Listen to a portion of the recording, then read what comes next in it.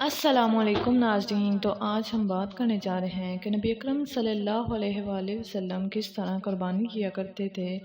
نبی اکرم صلی اللہ علیہ وآلہ وسلم جو کہ فاقوں پر گزارا کرتے تھے، کبھی کھانا ملتا تھا اور کبھی کھانا نہیں ملتا تھا، لیکن نبی اکرم صلی اللہ علیہ وآلہ وسلم نے ہر سال ہمیشہ قربانی دی ہے، یعنی بکرا جو بھی اللہ کی طرف سے توفیق ہوتی تو نبی اکرم صلی اللہ علیہ وآلہ وسلم قربانی ضرور کیا کرتے تھے۔ تو نبی اکرم صلی اللہ علیہ وآلہ وسلم ایک دفعہ قربانی کرنے لگے تو حضرت فاطمہ الزہرا جنت خاتون سے کہنے لگے، اے میری پیاری بیٹی، میں تمہارے جانور کو ذبح کرنے والا ہوں، میرے پاس آؤ اور اسے قربان ہوتا ہوا اللہ کی راہ میں دیکھو۔ تو حضرت فاطمہ الزہرا جنت خاتون نبی اکرم صلی اللہ علیہ وآلہ وسلم کے پاس آئی اور قربانی کے جانور کو قربان ہوتا ہوا دیکھنے لگی تو نبی اکرم صلی اللہ علیہ وآلہ وسلم نے ارشاد فرمایا کہ یا اللہ، میری ان دو قربانیوں کو اپنی بارگاہ میں قبول فرما۔ یعنی نبی اکرم صلی اللہ علیہ وآلہ وسلم ہمیشہ دو قربانیاں دیا کرتے تھے جانوروں کی، ایک اپنی طرف سے اور ایک اپنی امت کی طرف سے، امت کی راہ پر دیا کرتے تھے۔ تو ہم ابھی تک یہ بات نہیں سمجھ پائے کہ نبی اکرم صلی اللہ علیہ وآلہ وسلم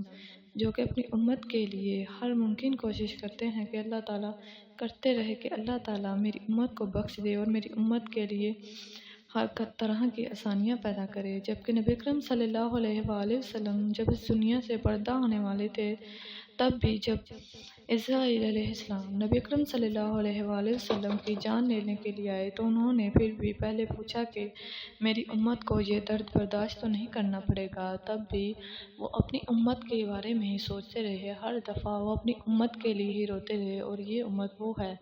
کہ جو ان پر درود بھیجنا تک ضروری نہیں سمجھتی، اپنے کاموں میں اس قدر مگن ہو گئی ہے کہ آخرت کو بھول گئی ہے۔ یہ دنیا ایک خواب کی طرح ہے اور وہ دنیا ایک حقیقت ہے۔ یہ خواب جب ٹوٹے گا تو اس حقیقت میں ہم سب کو جانا پڑے گا، اور جو نیک اعمال کے ساتھ جائے گا وہ وہاں پر خوشحال زندگی بسر کرے گا، اور جو نہیں جائے گا اس طرح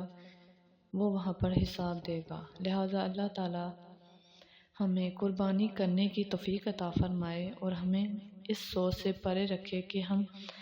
اپنی دوسری چیزوں پر اتنے پیسے استعمال کر لیتے ہیں اور جب قربانی کا وقت آتا ہے تو ہمارے پاس بہت سارے سوال ہوتے ہیں کہ میں نے شادی پر لگا دی، میرا بچہ باہر چلا گیا۔